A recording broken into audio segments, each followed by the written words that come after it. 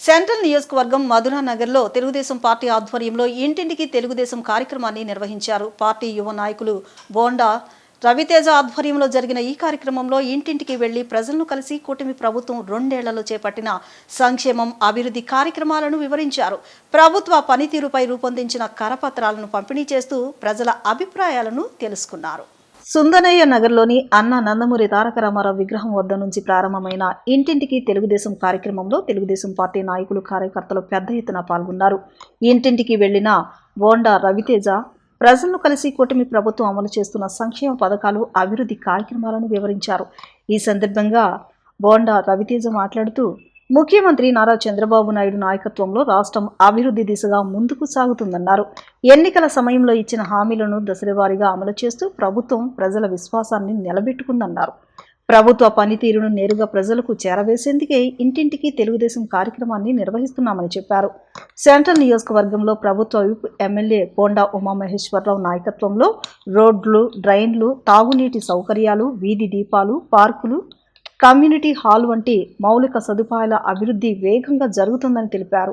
ప్రతి శుక్రవారం నిర్వహించే ప్రజా దర్బార్ ద్వారా ప్రజల సమస్యలను నేరుగా తెలుసుకుని త్వరితగతిన పరిష్కారం చూపుతామన్నారు. అదేవిధంగా ఎమ్మెల్యే బోండా ఉమామహేశ్వరరావు సొంత నిధులతో పేద కుటుంబాలకు పెన్షన్లు, కుట్టు మిషన్లు, ఇస్త్రీ బండ్లు, తోపుడు బండ్లు, విద్యార్థులకు విద్యా సహాయం, ఇతర జీవనోపాధి పరికరాలను అందిస్తూ అనేక కుటుంబాలకు అండగా నిలుస్తున్నారని రవితేజ తెలిపారు.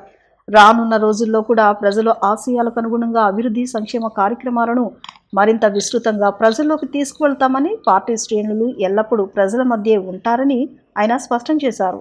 మన విజయవాడ సెంట్రల్ నియోజకవర్గం మధురానగర్ ప్రాంతంలో ఏదైతే రాష్ట్ర ముఖ్యమంత్రి, ఉప ముఖ్యమంత్రి గారు చెప్పిన సూచనల ప్రకారం ఎంతో ప్రతిష్టాత్మకంగా ఇంటింటికి తెలుగుదేశం అనే కార్యక్రమాన్ని ఈరోజు ఇక్కడ చేపట్టడం జరుగుతూ ఉంది.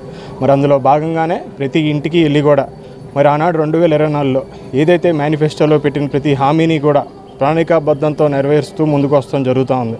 అనేక మంది రాష్ట్ర వ్యాప్తంగా లబ్ధిదారులందరూ కూడా హర్షం వ్యక్తం చేస్తూ ఉన్నారు. మరి ఆ పెట్టిన హామీల్లో ప్రథమంగా ఎన్టీఆర్ భరోసా కింద 4,000, 6,000, 10,000, 15,000 ఎవరైతే అర్హులు ఉన్నారో వాళ్ళందరికీ కూడా ప్రతి నెల మొదటి తారీఖునే ఇవ్వటం, నేరుగా వెళ్ళి ఇవ్వటం అనేది జరుగుతూ ఉంది.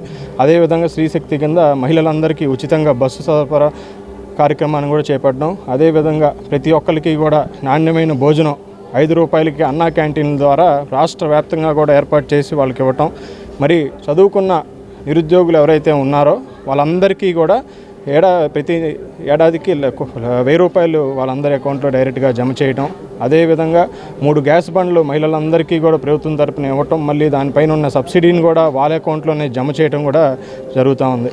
మరి అందులో భాగంగా మరి ఈరోజు ఇక్కడ ఈ 3-4 సందులు కూడా మేము వెళ్ళి నేరుగా వాళ్ళ ఇంటికి వెళ్ళి ఇంకా ఈ 2 సంవత్సరాల పరిపాలనలో ఇంకేమైనా మీకు సమస్యలు ఉన్నాయా స్థానికంగా అని అడిగితే ఎక్కడా కూడా ఎటువంటి సమస్యలు లేవు అని చెప్పి వాళ్ళు చెప్పడం అనేది చాలా సంతోషంగా ఉంది. అంటే కూటమి నాయకులు ఏ విధంగా వాళ్ళ యొక్క పరిధిలో పనిచేస్తున్నారనే దానికి ఇది ఒక మంచి సూచన.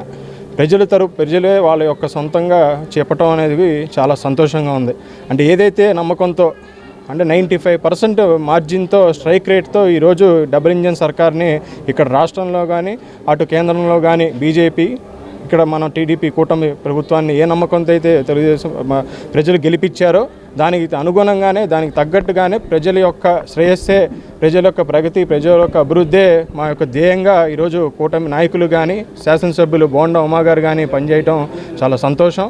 ఎప్పుడూ కూడా విజయవాడ సెంట్రల్ నియోజకవర్గంలో ఏ ప్రజలకి ఎవరికైనా సరే ఆపద వచ్చినా, ఏ పేదవాడి ఇంట్లో ఏ ఇబ్బంది వచ్చినా ముందుగా ఉండేది బోండమ్మ గారు కానీ వాళ్ళ కుమారులుగా మేము కానీ మా ఒక కుటుంబ సభ్యుల్లాగా మంచి బోండమ్మ గారి కోసం కానీ పార్టీ కోసం కానీ కష్టపడే సైనికుల్లాగా మా నాయకులు, కార్యకర్తలు అందరూ కూడా సెంట్రల్ నియోజక ప్రజల అభివృద్ధికి పనిచేస్తామని చెప్పి కూడా ఈ సందర్భంగా తెలియజేసుకుంటూ మీ అందరి దగ్గర సెలవు తీసుకుంటాం.